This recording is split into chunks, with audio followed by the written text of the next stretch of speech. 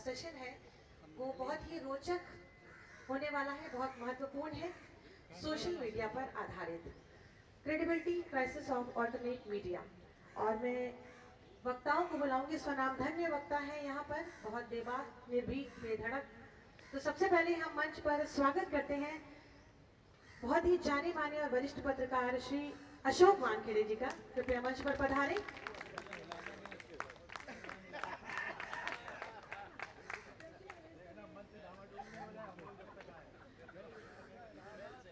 मैं आमंत्रित करूंगी उनको जिनका नाम किसी तारुफ का मोहताज नहीं। जी हाँ, जोरदार तालियों के माध्यम से मंच पर आमंत्रित करेंगे श्री शरद प्रधान जी को। मंच पर आपका स्वागत है। मैं आमंत्रित करूंगी श्री शीतल पी सिंह जी को। श्री धनंजय कुमार जी, आपका मंच पर बहुत बहुत स्वागत, अभिनंदन है।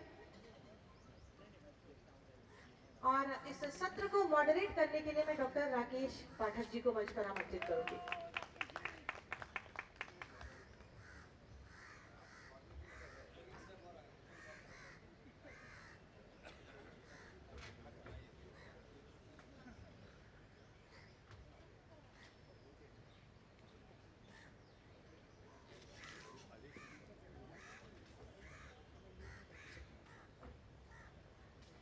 हमारे इस सशक्त मंच को सम्मानित करने के लिए मैं बहुत ही आदर के साथ मंच पर आमंत्रित करूंगी हमारे मध्य माननीय सांसद माननीय श्री अशोक वाजपेयी जी हैं। कृपया मंच पर पधारें।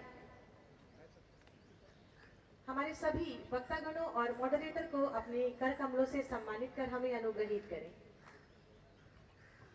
ये जो सशक्त मंच है, इसमें लगता नहीं मुझे कि किसी का परिचय देने की आवश्यकता है। आपकी उपस्थिति आपका परिचय है। श्री अशोक वानखेड़े जी हैं, यहाँ पर वरिष्ठ पत्रकार हैं। महाराष्ट्र की राजनीति को इससे अच्छा कोई समझ ही नहीं सकता। बहुत ही बेहतरीन तरीके से आप समझते हैं। सोशल मीडिया पर बेहद सक्रिय है, अपनी बात बेहद निर्भीक, निडर और बेबाक ढंग से कहने के लिए आप मशहूर हैं।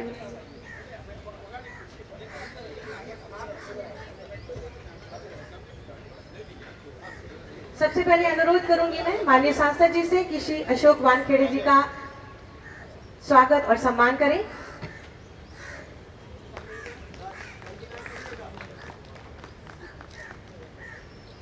श्री शरद प्रधान जी का नाम किसी तारुफ का मोहताज नहीं। आप एक स्वतंत्र पत्रकार हैं, राजनीति विश्लेषक हैं, टीवी पैनलिस्ट हैं, टाइम्स ऑफ इंडिया के पूर्व स्थानीय संपादक, एक प्रखर लेखक। उनकी लिखी पुस्तक योगी आदित्यनाथ धर्म राजनीति सत्ता अनकही बातें बहुत चर्चा में है। श्री शीतल पी सिंह जी, रविवार से अपनी पत्रकारिता की यात्रा शुरू करने के बाद आप कॉर्पोरेट में सक्रिय हुए और फिर पत्रकारिता में धमाकेदार आपने वापसी ली है। आप सोशल मीडिया की सशक्त आवाज हैं और सबसे खास बात यह कि कोरोना के बाद आप रशिया दिल्ली रहने के बाद अब अपने घर सुल्तानपुर वापस आ गए। और श्री धनंजय कुमार जी मुंबई से बीच हमारे पधारे हैं, मुंबई से, और एक वरिष्ठ पत्रकार हैं, नागरिक चैनल चलाते हैं, साथ ही साथ फिल्म स्क्रिप्ट राइटर भी हैं। और इस पूरे सत्र में मॉडरेटर की भूमिका अदा करने वाले डॉक्टर राकेश पाठक जी, आप वरिष्ठ पत्रकार, लेखक, कवि और गांधीवादी कार्यकर्ता हैं। 35 सालों से पत्रकारिता में सक्रिय हैं, जिसके दौरान वो नव भारत, नई दुनिया, नव प्रभात, प्रदेश टुडे जैसे अखबारों के संपादक रहे हैं। प्रिंट के अलावा उन्हें डिजिटल और इलेक्ट्रॉनिक मीडिया का भी बहुत लंबा और खासा अनुभव है। डेडलाइन इंडिया और कबीर न्यूज पोर्टल के प्रधान संपादक हैं। DNN न्यूज चैनल के एडिटिंग चीफ हैं और वर्तमान में आप DB लाइव चैनल एसोसिएशन के एडिटर हैं। आपकी 4 किताबें प्रकाशित हो चुकी हैं, जिनमें 2 शोध पुस्तकें हैं, एक यात्रा वृत्तांत है और एक कविता संग्रह है। तो मैं आप सभी से अनुरोध करूंगी कि इस सशक्त मंच के लिए एक बार सशक्त तालियां बजा दी जाए। वक्ता हमारे बीच में है, जिनका तारुफ मैं आपसे करवा चुकी हूं। और आइए सेशन को ओपन करते हैं। सोशल मीडिया पर आधारित credibility crisis of alternate media. और इस सत्र को मॉडरेट करने के लिए मैं अनुरोध करूंगी डॉक्टर राकेश पाठक जी से। बहुत बहुत धन्यवाद। बहुत बहुत धन्यवाद। अवध कॉन्क्लेव के इस दूसरे दिन पहले सत्र में आप सबका स्वागत है। इस अभिनव आयोजन के शिल्पकार आनंद वर्धन सिंह जी, सुधांशु मणि जी, आपका बहुत बहुत आभार कि आपने देश भर से अलग अलग क्षेत्रों के तमाम दैदीप्यमान नक्षत्र यहाँ इकट्ठा कर दिए। कल के सत्र में अलग अलग विषयों पर बात हो चुकी है, लेकिन आज जिस सत्र में हम जिस विषय पर बात कर रहे हैं, मुझे ऐसा लगता है कि इस दौर का सबसे महत्वपूर्ण विषय है वैकल्पिक मीडिया के ऊपर साख का संकट। हमारे साथी ज्ञानेश जी कह रहे थे कि विषय को जब अंग्रेजी में लिखा था तो सोच रहे थे इसको हिंदी में कैसे लिखा जाए, तो जब मैंने सोशल मीडिया पर इसे इस रूप में लिखा, वैकल्पिक मीडिया की साख पर संकट, तो ये हमारे दौर का सबसे बड़ा संकट है। हमारे आज के पैनलिस्ट आप सब जानते हैं, इनके चेहरे जाने पहचाने, इनकी आवाज़, इनके विचार, इस देश का शायद ही कोई कोना हो जहां लोग न जानते। मैं बीच बीच में अपनी बात टुकड़ों टुकड़ों में कहता रहूंगा। शुरुआत यहां से कर रहा हूं कि अर्थशास्त्री ग्रीशम का एक बहुत बहुचर्चित वाक्य है, एक उक्ति है कि खराब मुद्रा अच्छी मुद्रा को चलन से बाहर कर देती। आज सोशल मीडिया में भी यही हो रहा है। ये जो वैकल्पिक मीडिया है, पहले बहुत संक्षेप में, आप सब विद्वान हैं, मैंने जब पोस्ट किया था तो किसी ने फेसबुक पर पूछा, एक बड़ी विदुषी है, उन्होंने पूछा कि वैकल्पिक मीडिया से आशय क्या है। तो बहुत संक्षेप में जो उनसे लिखा वही आपको बता रहा हूँ कि पत्रकारिता की शुरुआत प्रिंट से हुई। जब लोगों ने पढ़ना लिखना सीखा, मशीन का आविष्कार हुआ, छपाई मशीन का, जोहान गुटेनबर्ग ने उसका आविष्कार किया। उसके बाद ये दुनिया चलते चलते यहाँ तक पहुंची कि प्रिंट मीडिया के बाद इलेक्ट्रॉनिक मीडिया आया, और खास तौर से जब दुनिया एक बड़े संकट से गुजर रही थी 2020 में, कोविड काल में, तो इस सोशल मीडिया ने उस तरह से मीडिया का स्वरूप ग्रहण कर लिया जो समाचार माध्यम बन गया। लेकिन इसमें बड़े खतरे भी साथ में शामिल हुए। सोशल मीडिया के जितने प्लेटफॉर्म आए, उसमें जब यूट्यूब ने इस रूप में अपने आप को दर्ज किया कि उस पर हम जैसे पत्रकारों ने, हम सब लोगों ने अपनी बात कहना शुरू की, तो उसके साथ साथ जो मैं शुरू में कह रहा था ग्रीशम की बात की, खराब मुद्रा अच्छी मुद्रा को चलन से बाहर कर देती है। तो अच्छी मुद्रा से शुरू हुआ ये चलन इस वक्त इस कदर घालमेल का शिकार हो गया है कि बहुत सारे यूट्यूब चैनल हैं, बहुत सारे न्यूज पोर्टल्स हैं, वेबसाइट्स हैं, सोशल मीडिया के जितने औजार हैं, फेसबुक, इंस्टाग्राम, ट्विटर, व्हाट्सएप, उन सबको मीडिया ही मान लिया गया है। लेकिन इसमें एक बारीक अंतर जो रेखांकित करना था वो ये है कि हर सूचना समाचार नहीं है। हर व्यक्ति के हाथ में मोबाइल है, उसके सामने जो भी कुछ घटित हो रहा है उसे वो सोशल मीडिया पर पोस्ट कर देता है, लोग उसे खबर समझ लेते हैं। लेकिन यहाँ जो लोग बैठे हैं, और आप में से बहुत सारे लोग पत्रकार साथी, हम सब लोगों और उन लोगों में जो सूचना को सिर्फ सूचना के रूप में आगे बढ़ा रहे हैं, और हम जो पत्रकार हैं वे उसकी गुण दोष के आधार पर मीमांसा करके आगे बढ़ाएंगे, उसमें कितना सच है कितना झूठ है इसको परखने के बाद आगे रखेंगे। यही वो अंतर है जो इस वक्त कम होता जा रहा है, कमतर होता जा रहा है। इसीलिए वैकल्पिक मीडिया की साख पर भी बहुत कम समय में संकट पैदा हो गया। प्रिंट मीडिया को दशकों लगे होंगे, लगभग एक सदी से ज्यादा लगे। इलेक्ट्रॉनिक मीडिया को 50 साल लगे, 50 साल से भी कम लगे पतित होने में। लेकिन इस वैकल्पिक मीडिया ने खुद के गिरने की गति इतनी तेज रखी है कि आज की तारीख में थोड़े दिनों बाद लोग इस पर भी भरोसा करना कम कर देंगे। तो आइए इनकी पड़ताल शुरू करते हैं। मैं सबसे पहले शरद प्रधान जी से आग्रह करूंगा कि वे अपनी बात यहीं से बैठकर कर सकते हैं। जी शरद जी, आपको सर।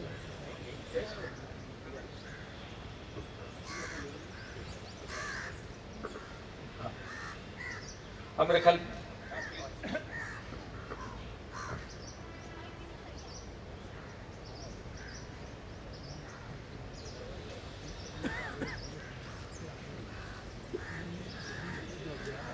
सबको मेरा, सारे अतिथियों को मेरा बहुत बहुत प्रणाम। मंच पे आसीन हमारे साथियों को मेरा नमस्कार, आदाब। ये बहुत ही अच्छा दिन है और आनंद भाई ने बड़ा सही मौसम भी चुना है और इसको ओपन में करके और अच्छा करा। ये भी दिखलाता है कि यहाँ जो लोग बैठे हैं वो कितने खुले मन के हैं, क्योंकि अब आजकल माहौल जो है बड़ा संकीर्ण हो चुका है। और बिगाड़ने वाले कौन हैं वो आप जानते हैं, लेकिन मैं उनको ज़्यादा दोष नहीं देता, जो हम बिगड़ने वाले हैं वही ज़्यादा दोषी हैं। और यही कारण है हमारा आज जो हम ये सब्जेक्ट डिस्कस कर रहे हैं कि credibility of the social media, इस पे सवाल उठ के बहुत सही कहा शेखर जी ने, जो ये बात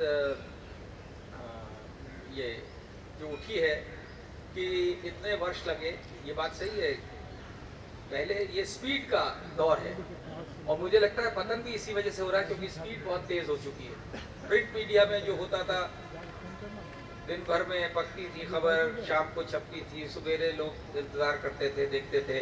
फिर इलेक्ट्रॉनिक मीडिया आया, उसमें रेस शुरू हुई और रेस में धीमे धीमे वो क्रेडिबिलिटी का दौर, इसलिए क्रेडिबिलिटी इसलिए इरोड होने लगी क्योंकि हम रफ्तार की तरफ ज़्यादा भाग रहे थे।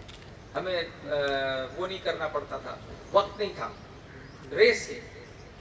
मुझे याद है मैं उस टाइम पे मैं रॉयटर्स में था, बहुत सालों तक रहा मैं वहाँ, और वहाँ पे पहली बार मैंने सीखा, मैं तमाम में काम कर चुका था, बहुत जगह टाइम्स ऑफ इंडिया में भी रह चुका था, लेकिन ये जो क्रेडिबिलिटी की बात है, ये दुर्भाग्य है कि मुझे सीखना पड़ा एक फॉरेन एजेंसी से। वहाँ पे दोनों चीज़ें, टाइमिंग और सत्यता पे बहुत जोर था।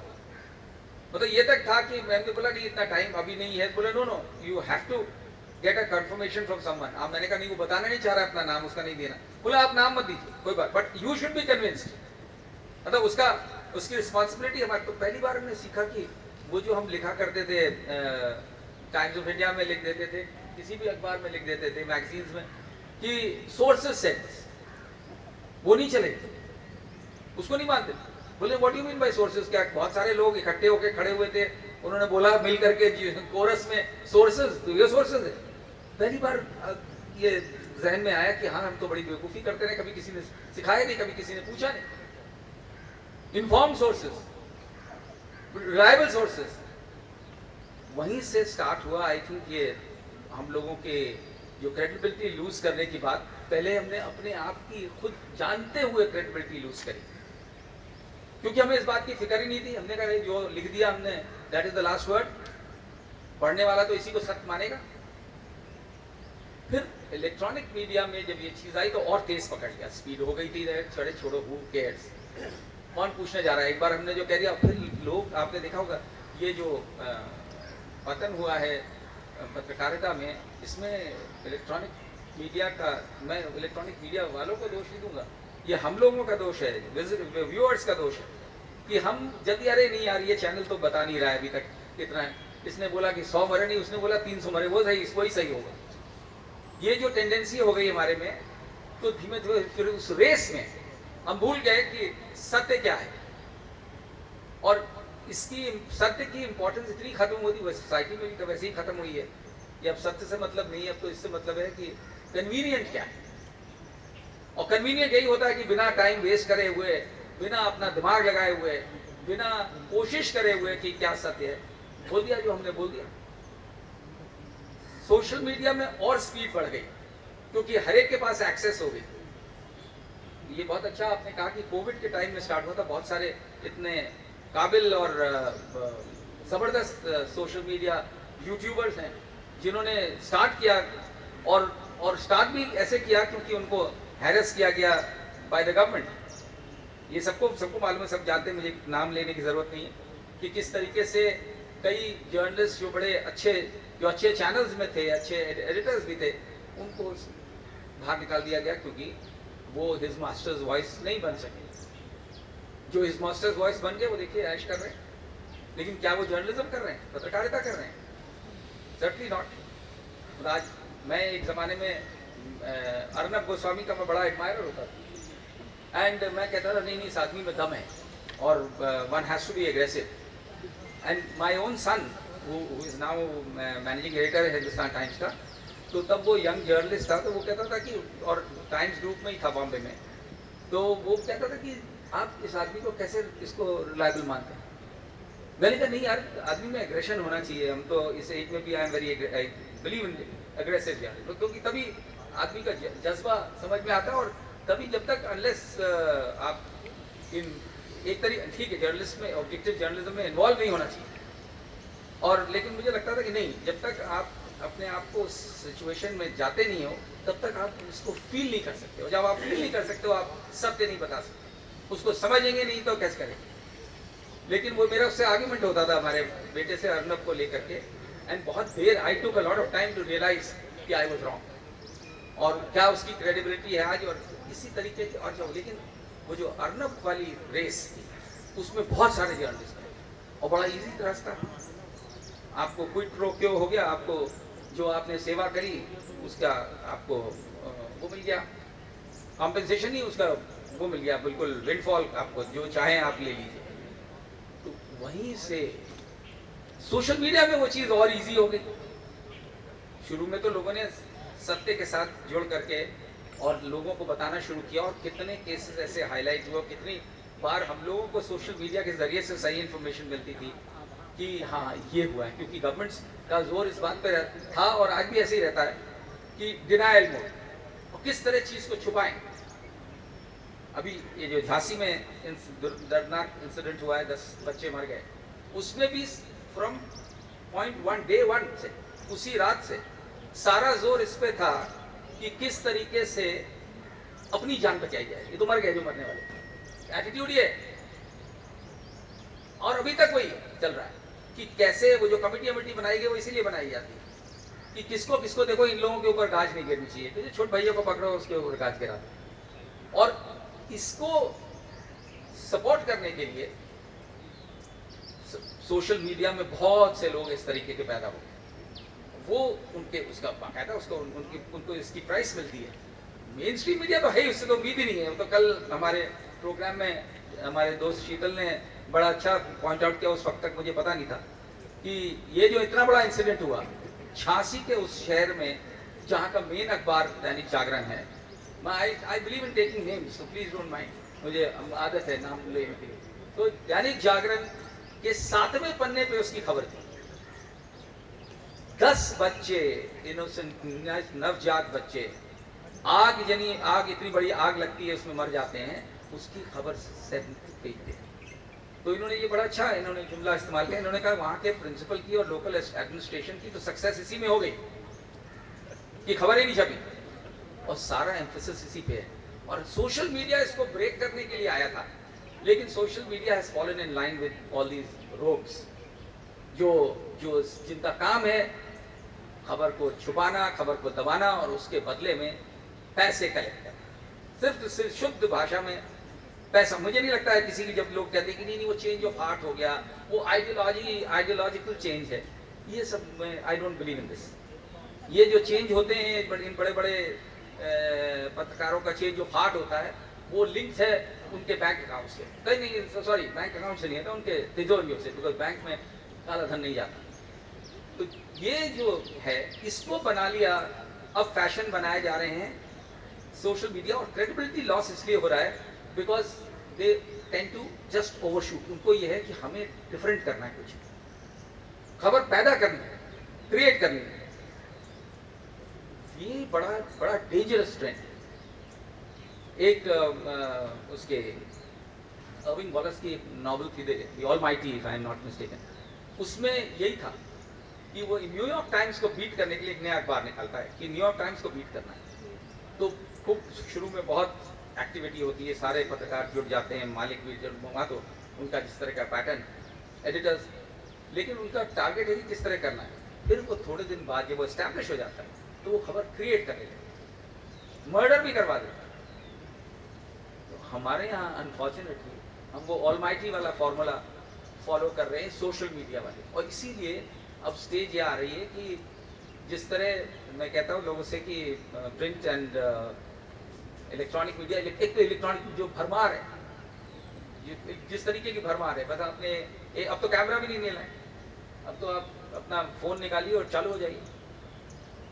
हालांकि कल मुझे एक चीज़, मैं I am going a little of track, कल आज तक वाले आए थे मैं कुछ बाइट लेने, तो कहने लगे कि साहब आजकल जाइए तो बहुत जगह नेता लोग जो हैं, अगर बड़े को ये मोबाइल का लेते, आज कैमरा नहीं था हमारे पास, हम इससे शूट करें। मैं बोला कि वो जब तक बड़ा कैमरा लेके ना जाओ तो वो यकीन नहीं करते कि आप आज तक या NDTV से हो, वो तो कैमरा बड़ा होना चाहिए, चैनल कोई भी हो।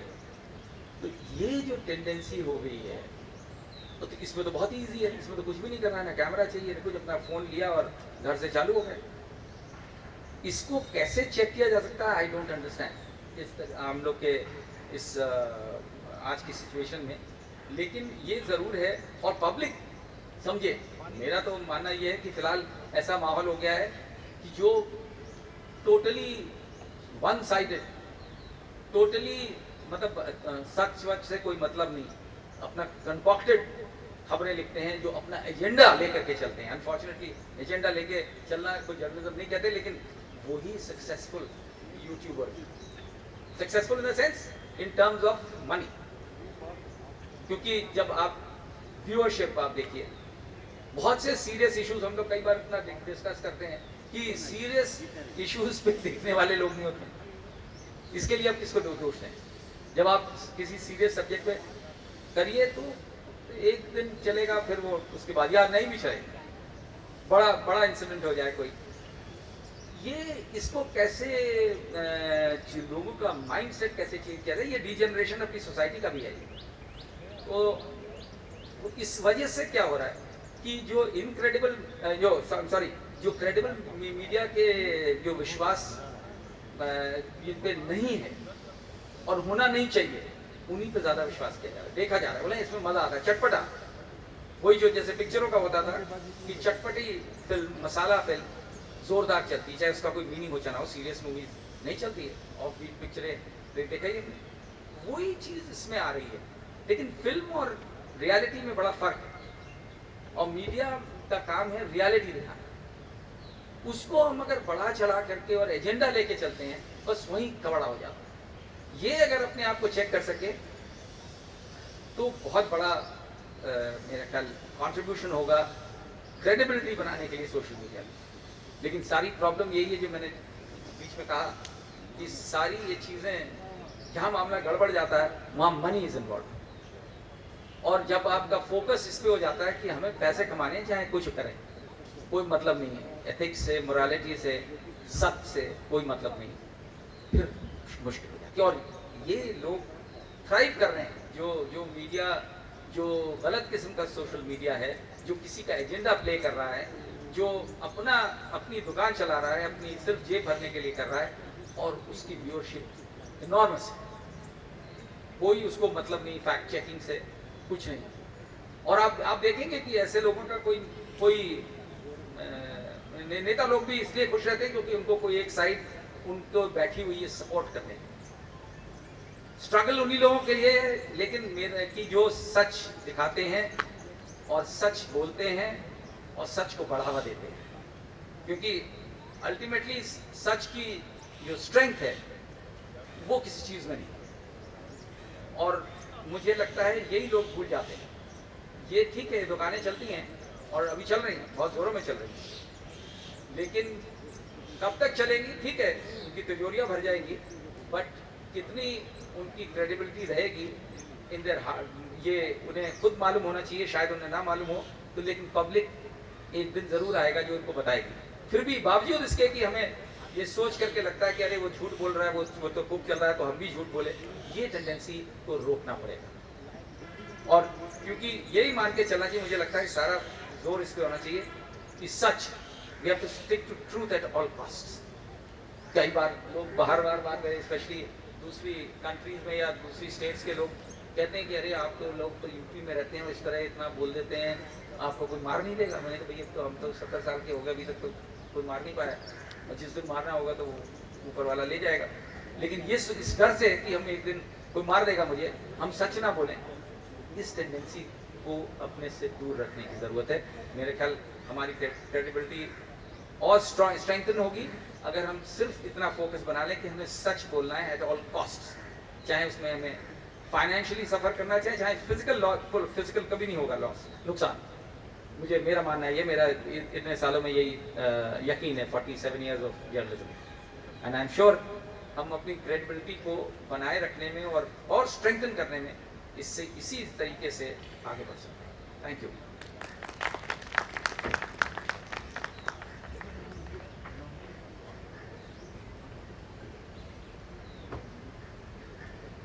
धन्यवाद शरद जी, आपने बड़े विस्तार से इस वक्त हमारे दौर में जो कुछ हो रहा है उसे रेखांकित किया और बहुत सारे लोगों के नाम भी लिए और अच्छी बात है, खुलकर बात करने की ज़रूरत है।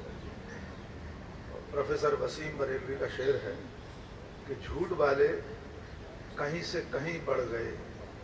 शरद जी, झूठ वाले कहीं से कहीं बढ़ गए और मैं था कि सच बोलता रह गया।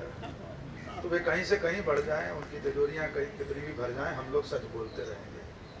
और इस क्रम में मैं आगे मुंबई से पधारे हमारे मित्र धनंजय कुमार को आमंत्रित करता हूं। वे भी आज इस वैकल्पिक मीडिया का एक जाना माना नाम है। इस दौर में इस मीडिया के ऊपर जो संकट है वे भी इसे समझ रहे होंगे, रेखांकित कर रहे होंगे।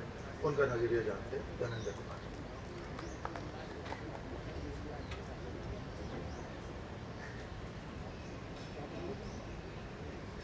जो मंच पे हमारे साथी हैं आप सबको प्रणाम, और जो सामने है उन सबको भी प्रणाम।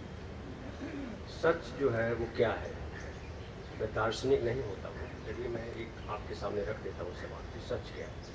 और सच आपसे जुड़ा हुआ शब्द है, आप जिसको सच माने वही सच है। अभी शुक्ल सर बोल रहे थे कि विपश्यना में जो है बताया गया है, बुद्ध ने कहा है कि सबका सच जब तक आप अपने ऊपर उसको आजमा न लो, समझ न लो, तब तक वो सच नहीं। संकट का भी यही सवाल है कि संकट है, हर जगह संकट है, लेकिन संकट को आप कितना नज़दीक लाते हो, कितना दूर ले जाते हो, ये आप पे डिपेंड करता है।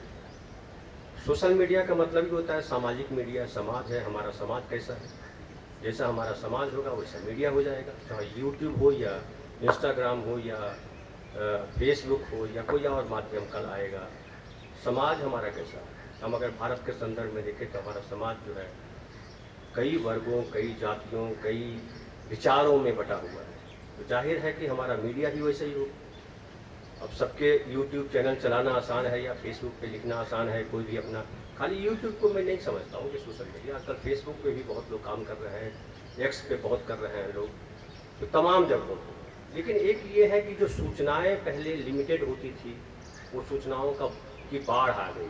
पहले सब लोग भी देखते थे, जब सूत्रों की बात कर रहे थे भाई साहब शरद जी, तो सूत्र क्या थे जिसके वहाँ गए तो कई लोग बोलते हुए बोल रहे थे, वो आपने सुना और कहा कि सूत्रों से किसी आदमी को आप जानते नहीं, पूछा नहीं कि भाई साहब आप कौन है जो बोल रहे हैं ये बात, कि कितने लोग मरे।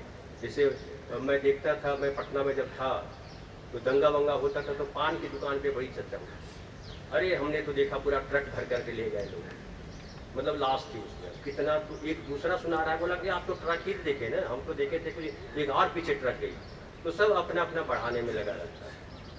तो सूत्र जो है बेसिकली वो थे, लेकिन जब प्रिंट मीडिया के बाद जब आए, कई बार तो हमने ऐसे भी देखा भाई साहब कि प्रिंट मीडिया में टेबल राइटिंग होती थी। सिनेमा में तो बहुत टेबल राइटिंग होती थी कि हम प्रकाश झा का इंटरव्यू जो हम घर बैठे कर सकते हैं, कोई प्रकाश झा से बात करने की ज़रूरत नहीं है। हमने उनके 5 इंटरव्यू देखे और लिख दिया। प्रकाश जी को भी नहीं पता है कि वो धनंजय कुमार इंटरव्यू लेने आया था या अपने मन से लिख दिया। तो वैसे ही कहाँ कहाँ कितने अखबार देखेंगे, कहाँ कहाँ देखेंगे। तो हम भी मोदी जी के नाम पे कुछ लिख देते हैं, कुछ बोल देते हैं। 10 जगह हमने पढ़ा और लगा कि मोदी जी ने ऐसा बोला होगा। लेकिन जो ये विजुअल मीडिया जब आया तो थोड़ा सा उसमें कमी आई। फिर आपाधापी मची है कि भाई आप दौड़ रहे हो सबसे पहले कौन, तो सबसे पहले कौन में तो आधे अधूरे पकड़ के लाओगे। चूँकि आजकल ये भी लिखा जाना लगा अपडेटेड, मतलब अपडेट अभी और होता रहेगा, आता रहेगा और बदलते रहते हैं कि पहले बताएंगे कि 10 लोग मारे गए, फिर बताएंगे 12 लोग मारे गए। फिर जो हम पढ़ रहे हैं हमको भी लगता है कि नहीं यार 12 नहीं 18 मरे होंगे, ये थोड़ा कम करके देखते हैं। क्या आजकल देखिए संकट ये है कि डर लगता है कहीं कुछ फटता है, कि पता नहीं क्या फट गया। और लखनऊ में हम हैं तो अब लखनऊ में थोड़ा और डर लगता है, मैं पहली बार आया हूँ। तो मैं कहूँ कि ये जो संकट है, ये जो सोशल मीडिया को मैं बड़ा अच्छा मानता हूँ। और आप जितना संकट बता लीजिए, इन संकटों के बीच से निकलना ही हमको है और निकलेंगे। 20 साल लगे, 25 साल लगे, 50 साल लगे। और मुझे सबसे अच्छा लगता भाई साहब कि जो सोशल मीडिया में क्या है कि आप जो लिख रहे हैं वो अंतिम सत्य आपका नहीं है। फिर शुक्ल जी की बात मैं लूँगा, जो महात्मा या बुद्ध की बात कही उन्होंने कि आपका सच है। आपने देखा कि सूरज पूरब में उगता है, लेकिन कुछ लोग कहते हैं कि सूरज उगता नहीं है, सूरज तो उगा ही रहता है, हमेशा सूरज रहता है। तो कौन सा सच है? तो सच तक पहुंचने के लिए ढेर सारे लोग सच की तरफ बढ़ रहे हैं। मैं अकेला नहीं हूँ। तो मैं अगर समझिए थोड़ी दूर पहुंचा हूँ और मुझे दिख रहा है कि रेलवे स्टेशन मेरे से 500 मीटर दूरी पे है, किसी को लग रहा होगा 1.5 किलोमीटर दूर है, किसी को लग रहा होगा 150 किलोमीटर दूर है। तो वैसे ही सोशल मीडिया के साथ वो संकट जो है आपकी अपनी समझ से, आपके सापेक्ष है। आप कितना पढ़े हो, आप किस तरीके के हो, क्या आप धर्मनिरपेक्ष हो या आप बीजेपी समर्थक हो, या आप चाहते हो कि नहीं यहाँ मंदिर बनना चाहिए, या आप चाहते हो कि नहीं सब कुछ बेकार है, एक है कि हम जो है भगवान का नाम लें और करते रहें, भगवान भगवान करते रहें। वो आप पे डिपेंड करता है। तो आप जैसे हो वैसा सच आप ढूंढते हो। और मैं देख रहा हूँ भाई साहब की चैनलों पे भी अशोक भाई साहब जो बोलते हैं या शीतल भाई साहब बोलते हैं, उनके अपने दर्शक हैं। हमारे चैनल पे अक्सर बोलते हैं, अरे अशोक भाव को आप क्यों नहीं लाते, उनको भी लेके आइए। कभी बोलेंगे शीतल भाई को लेके आइए, कभी बोलेंगे शरद भाई को लेके। इसका मतलब उनके दर्शक हैं, उनके श्रोता है जो उनको सुनते हैं। कई लोग हमको बोलते हैं धनंजय आपके लिए बड़ा बोल रहे हैं, एक दिन आ जाइए यार आप, तो मैं चला जाऊँ। तो ये कभी अभय भाई है हमारे, जिनको बहुत उनके अपने दर्शक हैं, इसलिए कई चैनलों पे देखिए आते हैं। तो ये क्रेडिबिलिटी जो है बनाना मेरा काम है। मैं आपसे अपेक्षा करूं कि आप, जैसे शरद भाई ने कहा कि आप जो है कोई ऐसी चीज़ बनाते हो तो जिसमें बहुत सारे व्यूज आते हैं, गंभीर बात करते हो तो व्यूज नहीं आती। ऐसा बात सही है। लेकिन अब तो सोशल मीडिया, यूट्यूब से अगर थोड़ा सा मैं ले जाऊँ फेसबुक की तरफ, तो फेसबुक पे कोई लड़की जो है वो हाई बोल देती है, वो लड़का भी हो सकता है जो हाई बोलने वाला, लेकिन देखिए कितना उसके ऊपर आ जाएगा, व्यूज आ जाएंगे, लाइक्स आ जाएंगे और कमेंट्स भी आ जाएंगे। और शुक्ल साहब अगर कुछ अच्छी बात लिखें, अभी जो जितना यहाँ बोला अगर वो लिख दें तो पता नहीं 50 लोग आएंगे कि नहीं आएंगे, ये सवाल उठ खड़ा होगा। तो वो संकट जो है हमारे सोशल मीडिया के साथ है, और मैं इसको संकट नहीं मानता हूँ। मैं मानता हूँ कि आप उजाले तक पहुँचे नहीं हैं, अभी हमको पहुँचना है। और बहुत लोग, जैसे अशोक भाव अगर किसी चैनल पे आके बोलते हैं तो उनके व्यूज बढ़ जाते हैं, चैनल पे 10 लाख लोग देख रहे होते हैं। रवीश कुमार को इतने लोग देख रहे होते हैं। लेकिन रवीश कुमार या अशोक भाव कितने ईमानदार हैं, कितनी ईमानदारी से बात रख रहे हैं, ये सबसे इम्पोर्टेंट है। तो मैं सामने वाले को ब्लेम करने के बजाय मैं खुद को ब्लेम करना चाहता हूँ कि आप कितना अवेयर हो। और हम सब जो है, जो जिसे सिनेमा के जो लोग होते हैं वो कहते हैं ना कि जैसा दर्शक देखना चाहेंगे वैसी फिल्म बनाएंगे ना। प्रकाश भाई अलग किस्म की फिल्म बनाते हैं, उनके बिहार या इस इलाके में ज़्यादा उनकी फिल्में चलती हैं। तो ये जो सोशल मीडिया है, ये जो संकट है, मैं इसको संकट के तौर पे नहीं देखता हूँ। मैं इसको देखता हूँ कि ये हमें जो है थोड़ा अवेयर कर रहा है, हर चीज़ से अवेयर कर रहा है। और हम ये इतने खानों में बटे हैं, जातियों में बटे हैं, धर्मों में बटे हैं, जो हमारा समाज है। हम खुद ही अपने परिवार में मैं देखता हूँ कि 5 लोग हम लोग हैं तो 5 के 5 विचारधारा है। कोई मोदी जी को महान नेता मानता है, किसी को लगता है राहुल महान नेता है, किसी को लगता है कि अखिलेश है, किसी को लगता है योगी है। सबके अपने अपने विचार हैं। तो हम जिस तरीके के देश हैं, हम जिस तरीके के माहौल में पल के बड़े हुए हैं कि भाई आप भी महान हो, मैं भी महान हूँ, हम सबको महान कर दें। और हम जब सबको महान कर दें तो हमारे लिए बड़ा आसान हो जाता है। हम बोलें कि अशोक भाई भी बहुत कमाल कर रहे हैं, हम बोलें कि वो जो चिल्लाते हैं, जिनका उन्होंने नाम लिया शरद भाई ने, बहुत जोर जोर से बड़ा बढ़िया बोल रहे थे कि पहले गोस्वामी जी बहुत बढ़िया बोलते थे, बाद में चिल्लाने लगे, इतना जोर से चिल्लाने लगे कुछ फट गया बगल में। तो ये जो है पत्रकारिता, वो जो हम लोग सीख करके आए थे, वो पत्रकारिता अब रही नहीं, और वो पत्रकारिता अब रहेगी भी नहीं। उसको आप मत सोचिए। जब पुराने कपड़े आप छोड़ देते हैं तो पुरानी पत्रकारिता को क्यों पकड़े हुए? बदलने दीजिए उसको, बदलेगा और कुछ नया आएगा, नहीं आएगा उसके भाग्य से जो आगे जा रहा है लेकर के। हमको जहाँ तक अपनी ईमानदारी मुझे लगता है सबसे इम्पोर्टेंट है, और वो ईमानदारी हमें ज़्यादा से ज़्यादा पढ़ने से आएगी, ज़्यादा से ज़्यादा मिलने से आएगी। सोशल मीडिया में ये भी हो गया है कि हम कमरे में बंद हो गए, हमने लैपटॉप लगा दिया, भाई साहब को बुला लिया और भाई साहब जो है बोल रहे हैं। वो गए नागपुर गए, वो बनारस गए, वहाँ कुछ लोगों से मिले और वो जो उन्होंने अनुभव किया वो लेकर के आ गए।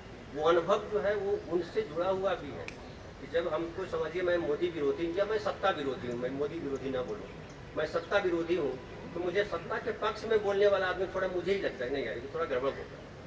जो सत्ता विरोधी लगता है वो उससे थोड़ा ज़्यादा बात करते हैं, हाँ बताइए बताइए और क्या है और क्या है। तो मतलब हम निरपेक्ष नहीं है, हम कहीं ना कहीं सापेक्ष है, अपने अपनी विचारधारा के सापेक्ष है, या अपने सोच के अनुसार है, या जाति के अनुसार है, या जिसके अनुसार। तो मुझे लगता है भाई साहब कि संकट को रहने दीजिए और संकट को निपटाने का काम हम सब मिलकर करेंगे और संकट हमेशा रहेगा।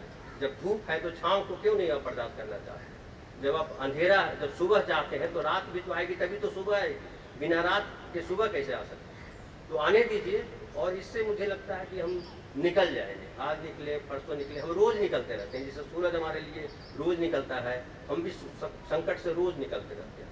हम भी जब कोई प्रोग्राम करते हैं तो व्यूज देखते हैं, ये आज इसमें व्यूज कम आएगा, क्यों आएगा, तो इसमें ऐसा हो। तो ये जो समीक्षा करने वाली बात है, वो आरओ वाले नहीं। आरओ वाले तो अभी देखिए राम भद्राचार्य जी बोल देते हैं कि भैया इसको रख लीजिए, वैसा वाला नहीं। ईमानदार समीक्षा करते हैं तो हमको समझ में आता है कि कहाँ गड़बड़ी है और हम किसके साथ खड़े हैं। तो मैं इतना ही कहना चाहूँगा। बहुत बहुत धन्यवाद।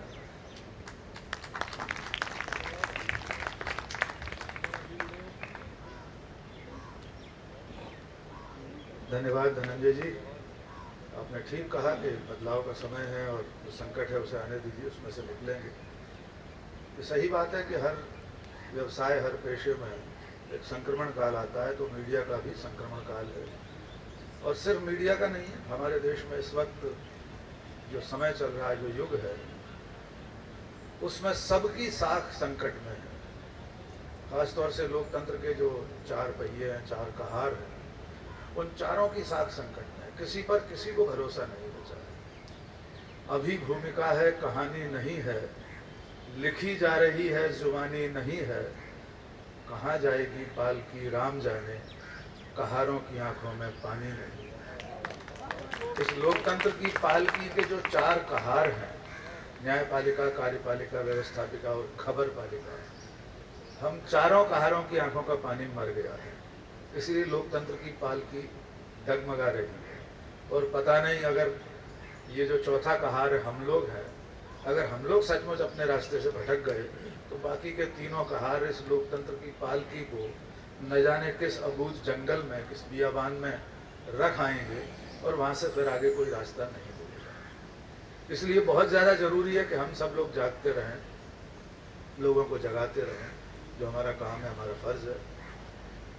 सोशल मीडिया की बात चल रही है, वैकल्पिक मीडिया की बात चल रही है। हमने कोविड काल से तो यूट्यूब चैनल्स और इन सब की बात की है, लेकिन वास्तव में 2010, 11, 12 के बाद जब सोशल मीडिया का आविष्कार हुआ और फेसबुक, ट्विटर, इंस्टाग्राम, व्हाट्सएप, इन सब की शुरुआत हुई, तो मैं एक छोटी सी घटना के साथ अपनी बात कहूँगा और उसके बाद अशोक भाव को बुलाऊँगा। बहुत सारे लोगों को हो सकता है याद हो, अभय जी हो सकता है आपको याद हो, 2014-15 की बात है।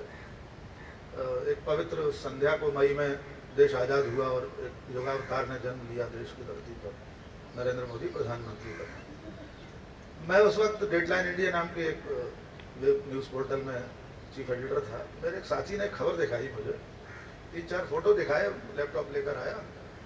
माननीय प्रधानमंत्री जी की फोटो थी, नरेंद्र मोदी की, और कैप्शन इस तरह से था कि देश में आज़ादी के बाद पहली बार हिंदू हृदय सम्राट प्रधानमंत्री ने उज्जैन में स्नान किए, शिप्रा में स्नान किया। और वो थोड़ी देर में वायरल होना शुरू हो गई कि पहली बार देश का प्रधानमंत्री शिप्रा में डुबकी लगा रहा है। और कुंभ में, उस समय सेंस कुंभ कुछ नहीं था, लेकिन तस्वीर थी।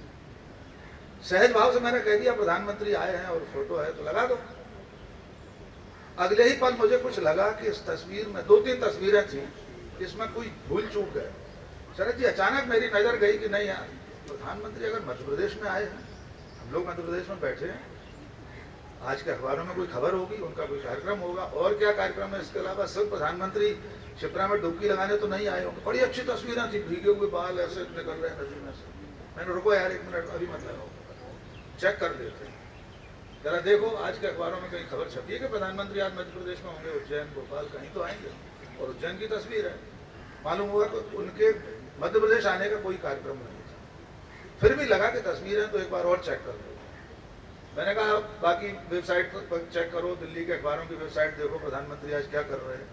तो उनका विज्ञान भवन में कार्यक्रम था, किसी दूसरे देश के कोई राजदूत आए थे, उन्हें परिचय देने जाना था, वगैरह वगैरह। यानी नरेंद्र मोदी दिल्ली में थे, पर वे तस्वीरें असली थी। मुझे लगा कहीं कोई मार्फिंग तो नहीं की गई, किसी और के धड़ पर चेहरा लगा दिया प्रधानमंत्री का।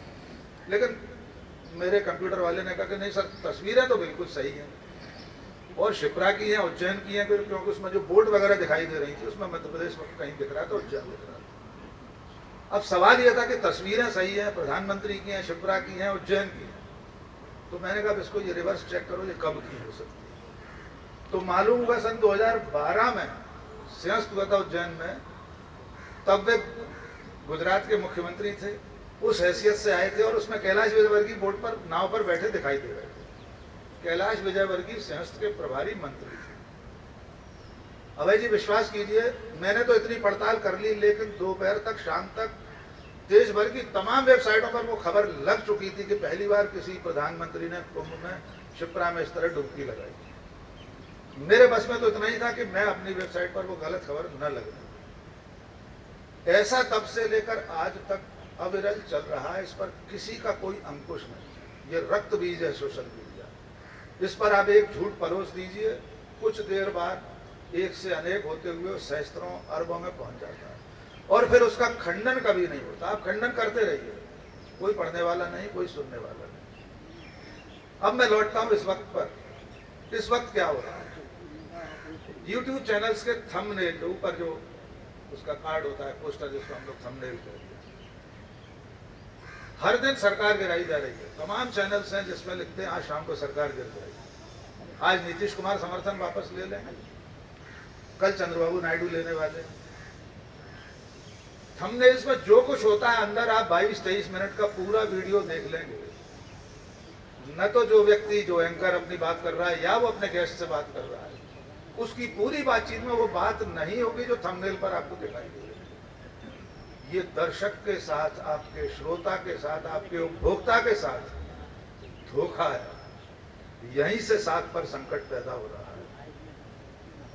कि आप इस तरह के थंबनेल लगाकर, इस तरह की हेडलाइंस लगाकर जो भीतर नहीं है। और दूसरी चीज, ज्योतिषीय गणना के आधार पर भविष्यवाणी, इतनी तारीख को ये सरकार गिर जाएगी, 8 सितंबर को गिरने वाली थी शायद पिछले दिनों कई चैनल्स के हिसाब से, अगली तारीख फिर दे देगा कोई ज्योतिषी।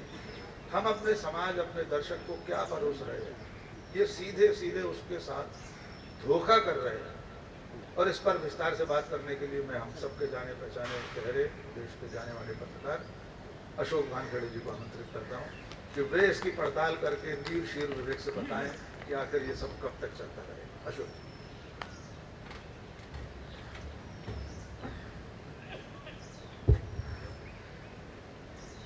आदरणीय मंच और मंच से भी ज़्यादा आदरणीय श्रोता, क्योंकि मैं बहुत बड़े बड़े लोगों को देख रहा हूँ, जिनको पढ़ के, जिनको देख के, जिनको सुन के हम बड़े हुए। सोशल मीडिया का संकट छोड़िए, मीडिया कब संकट में नहीं था ये भी देखिए। अंग्रेजों के टाइम से आज तक मीडिया में हमेशा दो धाराएं रही है, एक सरकार का पक्ष, एक जनता का पक्ष, और ये हमेशा होता रहा है। जब हम प्रिंट मीडिया में थे तब भी हमको पता था कि कुछ अखबार वही लाइन ढोएंगे जो सरकार कहती है। आपने जागरण का नाम लिया, आपने कहा कि ये खबर ही नहीं छपी, 7वें पन्ने पे छपी। अब जिसका मालिक भाजपा से राज्यसभा में जाता हो, उससे ये तो अपेक्षा मत करो कि वो भाजपा के खिलाफ की सरकार की खबर दे। जब मैं पढ़ता था स्कूल में तो हमारे यहाँ लोकमत एक अखबार छपता था, उसके मास्क हेड के ऊपर लिखा रहता था कि कांग्रेस के विचारों का पुरस्कृत करने वाला अकेला विदर्भ का अखबार। अब जो कांग्रेस के विचारों को पुरस्कृत करेगा, उससे कांग्रेस को क्रिटिसाइज करने वाला तो कोई मिलेगा नहीं।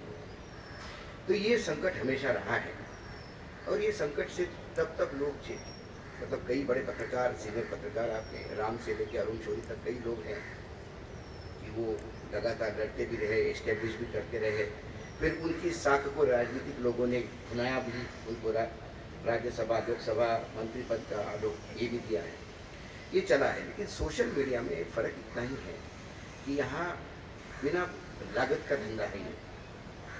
आपके पास मोबाइल है 10,000 रुपये का, आपको स्टैंड की भी ज़रूरत नहीं है, 4 किताबें रख के पीछे ग्लास रख लो, सामने जो मन में आया बोल दो और शुरू हो जाओ।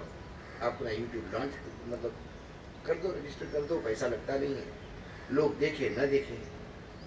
मेरे यहाँ प्रेम करके एक ड्राइवर था, एक दिन मेरे प्यून ने, हमारे ऑफिस के प्यून ने बताया कि प्रेम ने भी एक यूट्यूब चैनल लॉन्च किया है। अब वो दिन भर बातें सुनता था और शाम को जाके अपनी भाषा में कि बहुत गलत हो रहा है, अभी देखो दिल्ली वाले, अभी समझ लेना चाहिए तुमको। तो मैंने एक दिन उसको देखा, मैंने बोला साहब इसमें कुछ नहीं लगता, तो मैंने भी शुरू किया, तो शुरू करो। सवाल क्रेडिबिलिटी का है, क्रेडिबिलिटी जिसकी रहेगी वही रहेगा। ये समुंदर है, डेड बॉडी जो है किनारे पे लगती है और जीवित लोग अंदर रहते हैं।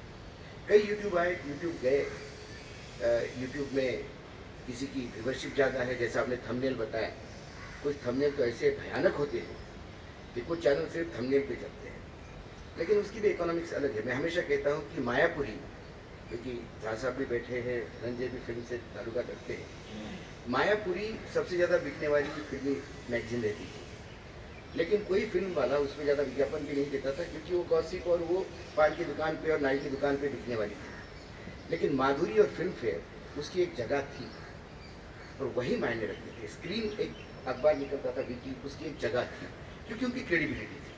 तो आप इस पर मत जाइए कि 4 मिलियन है, 10 मिलियन है, 10 मिलियन में व्यूवर्स कितने हैं। वो व्यूवर सिर्फ 1 सेकंड के लिए आता है और जाता है कि वो परमानेंट रहता है, क्योंकि किसी को भी व्यूवरशिप डेवलप करने के लिए बहुत मेहनत लगती है। आप व्यूवरशिप डेवलप भी करोगे तो उसको रिटेन करना बहुत ज़रूरी होता है।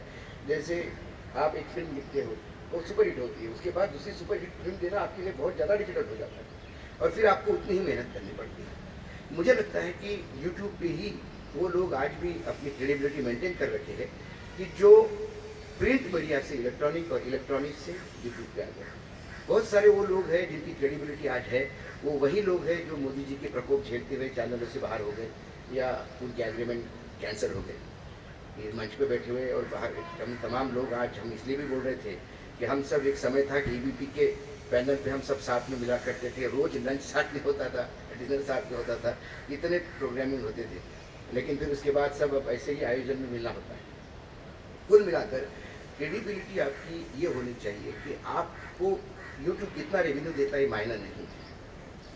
आप यदि किसी ग्रामीण क्षेत्र में जाओ और एक छोटा चाय वाला दुकान वाला आपसे चाय पिला के जब पूछ तो कितना पैसा हो गया, तो बोलिए फोटो खींचनी है आपके साथ, हम आपको रोज सुनते हैं, वो आपका अचीवमेंट है, क्योंकि उसको लगता है कि उसकी वेदनाओं को आप जबान दे रहे हो। फिर धनंजय ने कहा कि हाँ, हर आदमी बायस होता है, मैं भी मतदान करता हूँ, किसी ना किसी को तो मत देता हूँ, लेकिन जब आप पत्रकारिता के लिए लेखनी हाथ में पकड़ते हैं या कैमरे के सामने खड़े होते हैं तो आपको निष्पक्ष होना होता है। और ये जैसा कि सर ने कहा, ये मेडिटेशन का ही एक पार्ट है कि आप जब कैमरे के सामने पत्रकार करके बनोगे तो आपको डिटैच होना पड़ता है सबसे। मेरा सौभाग्य रहा कि मैंने ऐसे ग्रुप में भी काम किया। मैंने फ्री प्रेस जर्नल से मेरा पत्रकारिता शुरू की। बहुत छोटा अखबार था लेकिन बहुत पुराना अखबार है। JK करनानी उसके मालिक हुआ करते थे। वो हमेशा एक बात कहते थे कि मैं तुमको तनख्वाह ज़्यादा नहीं दे पाऊंगा, लेकिन मैं फ्रीडम पूरा दूंगा। मैं तुम्हारे लिए सुप्रीम कोर्ट तक लड़ सकता हूँ, लेकिन मुझे खबर में सत्यता चाहिए। और खबर यदि सत्य हो और आपके पास प्रूफ हो तो आप खबर लिखिए, किसी के भी खिलाफ खबर लिखिए, मैं आपके साथ खड़ा हूँ। और उसी चैलेंज को लेते हुए मैंने एक खबर जो लिखी थी, वो हम उनके सगे साले जो कंपनी के एग्जीक्यूटिव डायरेक्टर थे, उनका एक सिनेमा हॉल उन्होंने तोड़ के 2 सिनेमा हॉल बनाए, कोई मैप पास नहीं किया, कुछ नहीं किया। और एक दिन किसी ने मुझे ऐसे ही टॉन्ट मारा, सारी दुनिया पे लिखते हो, तुम्हारे घर में क्या हो रहा है पता है वानखड़े? बोले बिना मैप का ये सब हो गया। मैंने निकाला, वस्तुस्थिति देखी, नहीं किया तो मैंने स्टोरी फाइल, उनको एक लंबा चौड़ा पेनल्टी लगा। और जब उन्होंने कहा कि अशोक वानखड़े को नौकरी से निकाल दिया जाए तो JK करनानी इंदौर आए, उन्होंने मेरा प्रमोशन किया, मुझे इंक्रीमेंट दिया, बोला I need people like you. तो ये जब आप इस तरह से ग्रूम होते हो, ऐसे मालिक भी चाहिए। SP सिंह बता करते थे कि रविवार छपी, रविवार में आप काम करते थे, शीतल भाई शायद आप ही से किस्सा सुना है मैंने ये, कि SP सिंह एक विज्ञापन आया 11th और पे, और मालिक विज्ञापन लगा कि चले, मालिक ने बोला विज्ञापन लगना चाहिए, SP ने कहा कि नहीं अभी नहीं, अभी आर्टिकल नहीं निकलेगा। फिर SP उधर उधर हो गए तो मालिक ने आके वो विज्ञापन चिपका दिया। SP आया, बहुत जोर से डांटा उन्होंने पेस्टर को कि ये क्या कर दिया, उठा इसको, फिर आर्टिकल लगाओ। उनकी डांट सुन के मालिक जो है अभी सरकार धीरे से गाड़ी लेके घर निकल गया है, लेकिन एडिटर को उन्होंने अहमियत दी। तो ये क्रेडिबिलिटी तब भी है, आज भी है, आज भी है लोग क्रेडिबल, आज भी नहीं बिकने वाले लोग हैं। नहीं तो आजकल क्या हो गया, एक सिस्टम हो गया, यूट्यूब पे व्यूवर बढ़ाओ और एक बार व्यूवरशिप बढ़ गई तो फिर डील करो। वो था ना खुद को कर बुलंद है उसे रेखांकित करते। ताकि भविष्य का निर्माण बेहतर तरीके से हो सके। अब इस परिचर्चा के अंतिम पायदान पर हम हैं। हमारे बीच देश के जाने माने पत्रकार, विश्लेषक, समीक्षक शीतल पी सिंह जी मौजूद हैं। उनके वक्तव्य के बाद ये मंच आप सबके सवालों के लिए खुला रहेगा। अपने सवाल तैयार रखिए, लेकिन एक विनम्र आग्रह है, अपने सवाल को सवाल रहने दीजिए, अपना भाषण न बनाइए। हम लोग कोशिश करेंगे अपने अल्पबुद्धि से उसका जवाब देंगे। और इस समय की पूरी जो पत्रकारिता और जो परिवेश है, जो माहौल, और उसके लिए अपनी मैं अंतिम बात कहकर शीतल जी को बुलाऊंगा। कैसे मंजर सामने आने लगे हैं, गाते गाते लोग चिल्लाने लगे हैं। कैसे मंजर सामने आने लगे हैं, गाते गाते लोग चिल्लाने लगे हैं। अब तो इस तालाब का पानी बदल दो, ये कमल के फूल को बुलाने लगे हैं। और वे सलीबों के करीब आए तो हमसे, वे सलीबों के करीब आए तो हमको कायदे कानून समझाने लगे। तो मेहरबानी करके हमें कायदे कानून न समझाइए। हम अपने पेशे के सारे कायदे कानून जानते हैं और उसका पालन करते हैं। आइए सुनते हैं शीतल पी सिंह।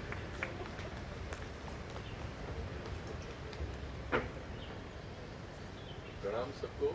प्रोफेसर शुक्ल जी को आज मुलाकात हुई पहली बार, बहुत धन्यवाद उनसे मिलकर। प्रोफेसर अरुण कुमार जी शायद उधर चले गए हैं, उनको प्रणाम।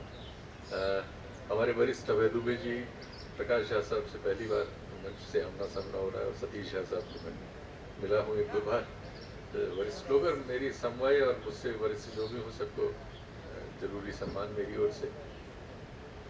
बहुत अच्छी बातें। हाँ, अशरफ भाई हमसे सीनियर यहाँ लखनऊ के एक ज़माने से, उनको भी, और बाकी सारे मित्र हैं हम सब लोग, समवाय पाठक जी वगैरह, राजकेश्वर हैं यहाँ बैठे, एक कुमार अवघड़ सौवीर साहब भी आ गए हैं हमारे निमंत्रण पे, उनको भी सलाम।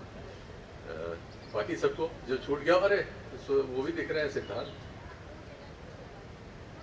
अच्छा सिद्धार्थ कलहंस भी दिख रहे हैं। नौजवान लोगों में से, हम लोगों के बाद बहुत ऊर्जावान पत्रकारों में से, तो सबको प्रणाम। जहाँ छूट गया हो माफ़ करिएगा। देखिए, बहुत सारी बातें हो चुकी हैं।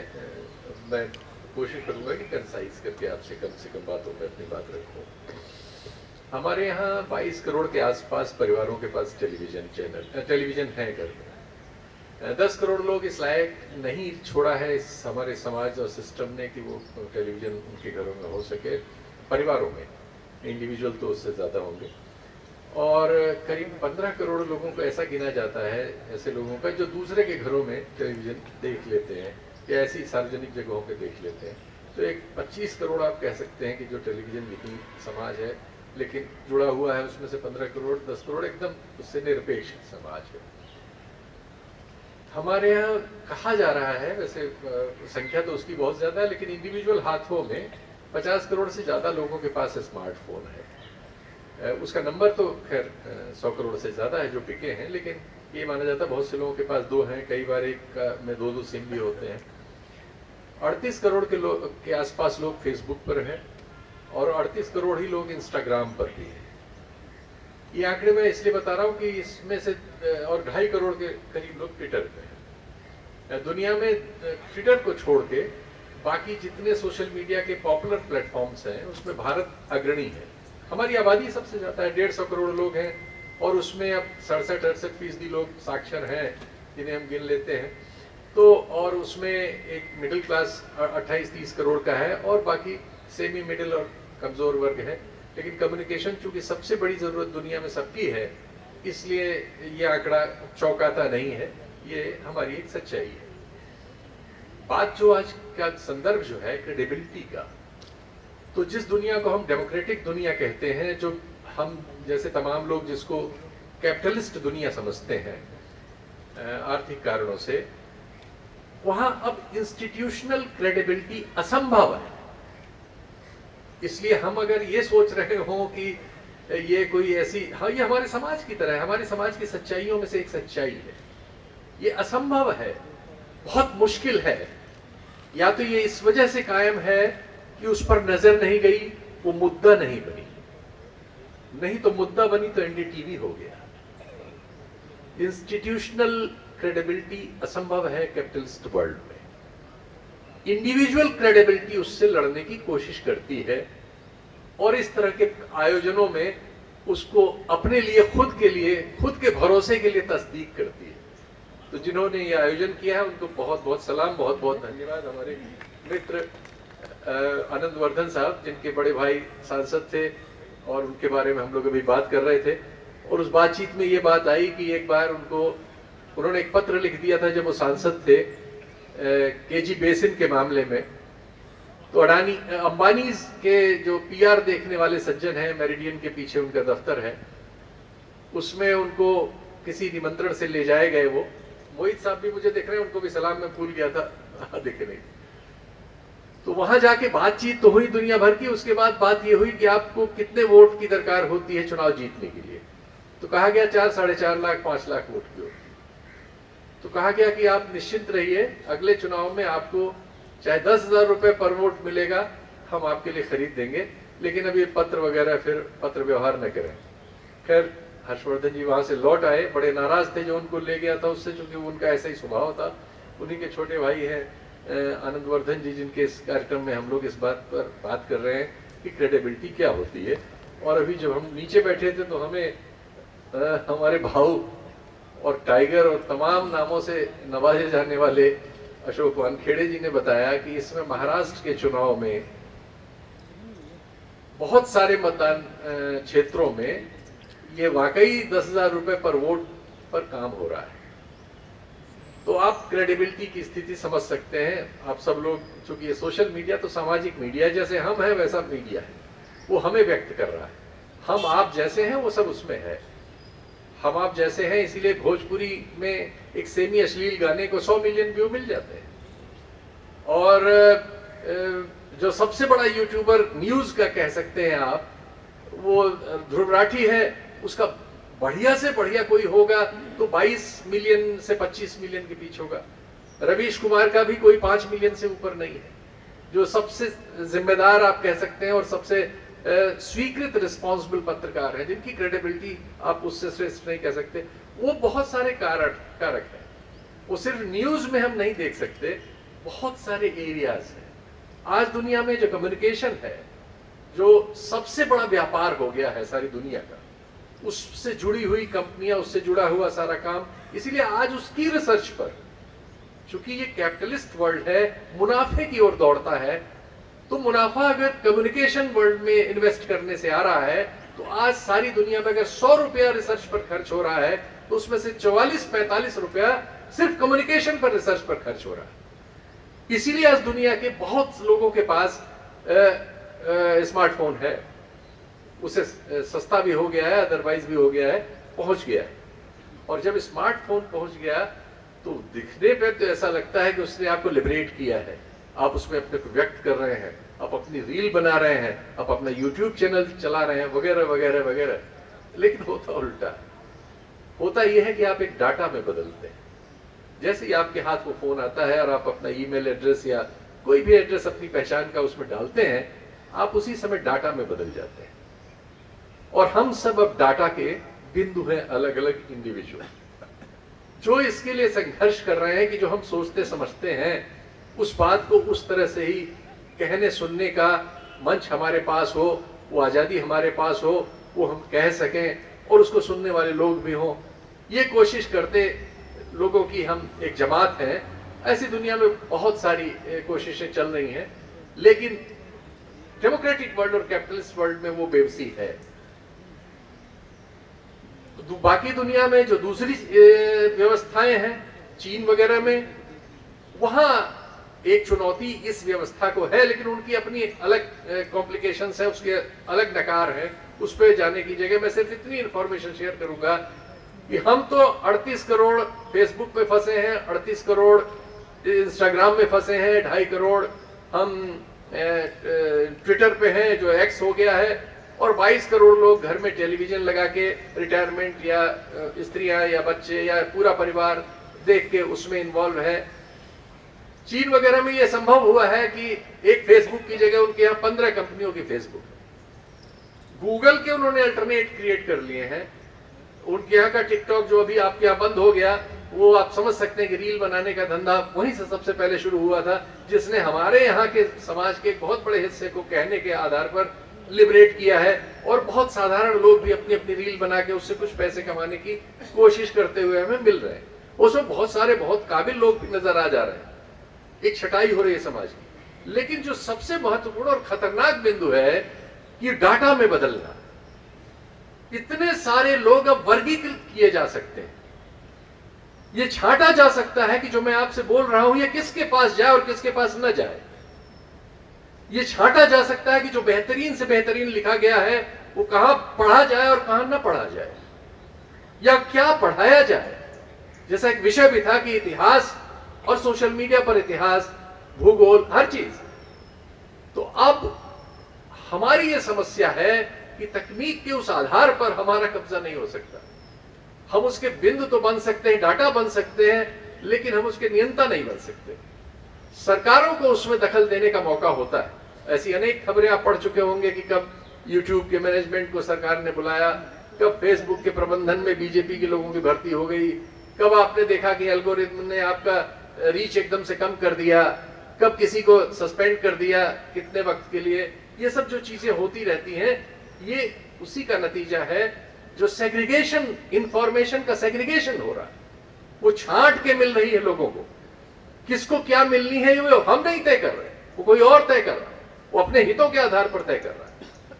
ये खतरा हमारे दौर का सबसे बड़ा खतरा है, और हमारे पास इससे निकलने का कोई तुरंत तो समाधान नहीं है। ये कोशिश है और इस तरह की तमाम कोशिशें उस दिशा में है, लेकिन इसका कोई अल्टरनेट नहीं है। इसलिए भी कि जैसा मैंने कहा कि करीब 44% रिसर्च इन्वेस्टमेंट इसी सेक्टर में हो रहा है। आने वाले दिनों में आप पाएंगे, अभी तो फोन चूंकि सबसे हैंडी है, इसी में बैंक चल रहा है, इसी में बीमा चल रहा है, इसी में आप प्रेम कर रहे हैं, इसी में आप रिश्ता तोड़ रहे हैं, इसी में शादियां हो जा रही हैं, और इसी में आप न्यूज भी सुन रहे हैं, गाना भी सुन रहे हैं, सब कुछ आपको इसमें लाए हैं। चश्मे आ गए हैं, घड़ी आ गई है, अंगूठी आ गई है, टेक्नोलॉजी वहां तक जाएगी।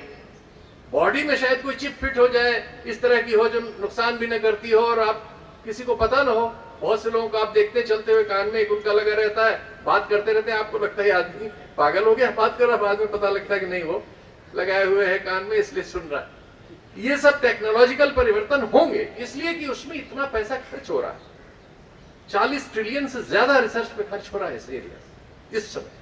तो आने वाले दिनों में ये प्रोडक्ट आएंगे और वो हमारी आपकी निश्चित तौर पर हमारी राय को छीन लेंगे, हमारी सोच समझ को छीन लेंगे या नियंत्रित कर देंगे।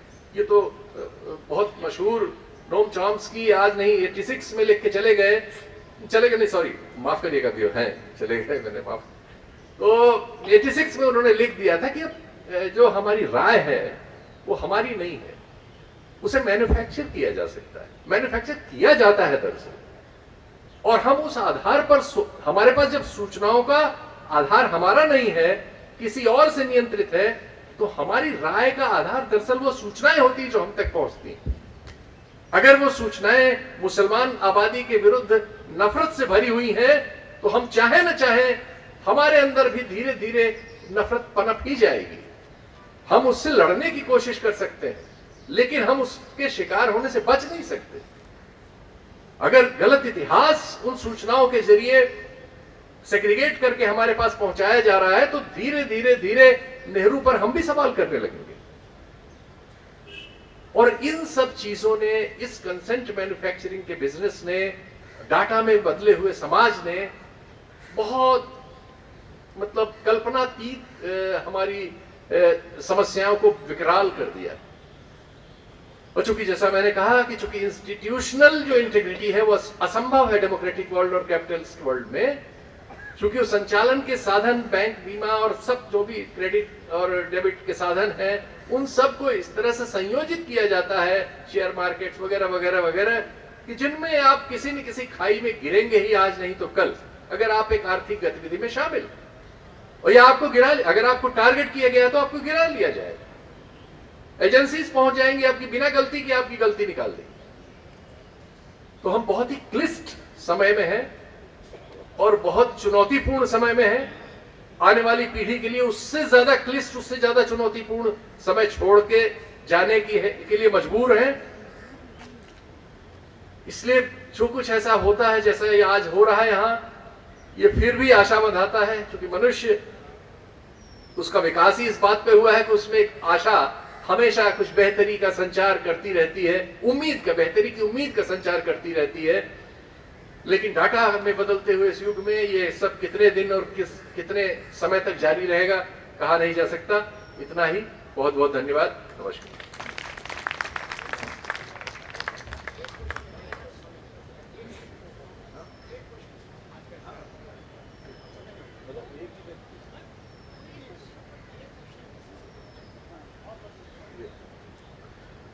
बहुत बहुत धन्यवाद शीतल जी।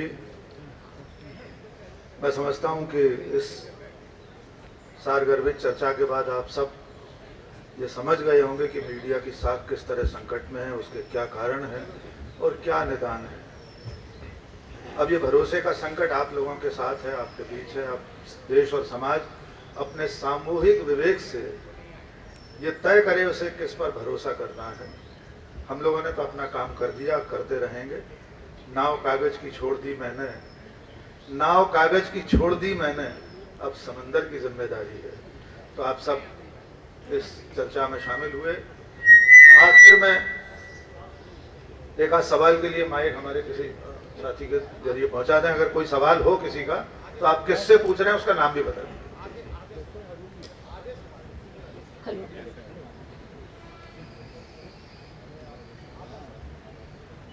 हेलो, बहुत खूबसूरत परिचर्चा रही।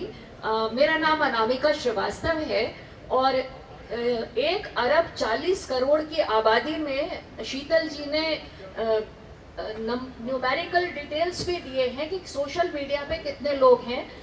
मैं भी पिछले 35 सालों से एक इलेक्ट्रॉनिक मीडिया से जुड़ी हुई हूँ, लेकिन प्रश्न ये है कि वो सारी जनता जो किसी भी मीडिया पे नहीं है, उसके लिए हमारी सोच कहाँ तक जाती है। हम 10-20 करोड़ इंटेलेक्चुअल या सोशल मीडिया पे वो लोग जो रील बना रहे हैं या उसे क्लिक करके सिर्फ देख रहे हैं। एक बहुत बड़ा पढ़ा लिखा समाज है जो सोशल मीडिया को टाइम वेस्ट मानता है और उस पर नहीं जाता, और एक वो बहुत बड़ा वर्ग है जो सोशल मीडिया पे किसी भी तरह नहीं है। तो उन लोगों की वैचारिकी और उन लोगों के इन्फ्लुएंसेस क्या होंगे?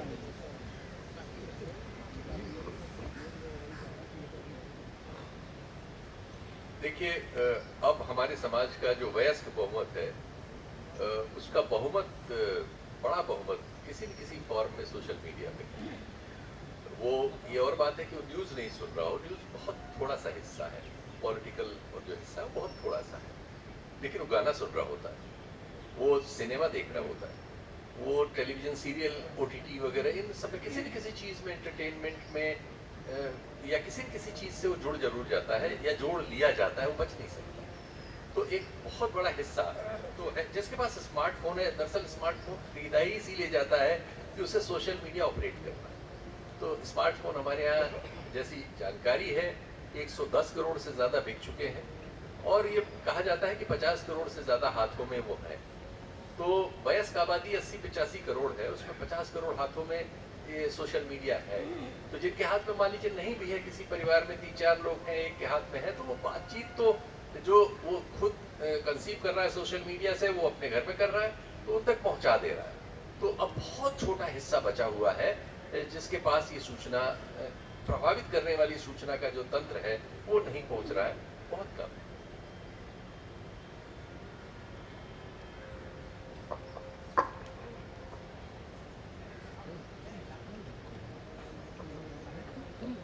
माइक सर को दे दीजिए इस पर।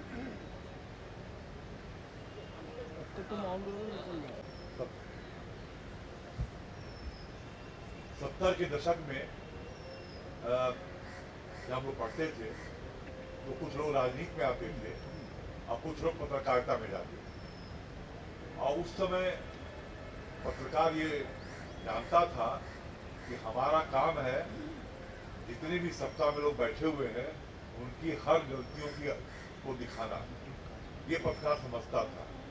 और राजनीतिज्ञ लोग सड़क पे उनके खिलाफ प्रदर्शन करते थे। अभी 1 साल पहले दिल्ली के प्रेस क्लब में इंस्टीट्यूट ऑफ मास कम्युनिकेशन के डायरेक्टर मिस्टर सुरेश नाम उनका, उन्होंने यह कहा खुलेआम कि पत्रकार का काम है सरकार की आलोचना करना नहीं है। पत्रकार का काम है जो गलत हो रहा है उसके बारे में कहे या अपना विशेषण रखे, चाहे वो सत्ता पक्ष हो चाहे वो विपक्ष हो। अब इस तरह की एकदम उल्टी धारा जो पत्रकारिता में बह रही है, उसके लिए जो नई पीढ़ी आ रही है पत्रकारों में, वह सब के सब सत्ता की आलोचना करना वो अपनी जिम्मेदारी समझते ही नहीं है, केवल विपक्ष की आलोचना करते हैं या जितने भी गलत काम हो रहे हैं समाज में उनका पक्षधर हो जाना। इसके लिए आप लोग क्या करेंगे जो आने वाली पीढ़ी पत्रकारों की के लिए?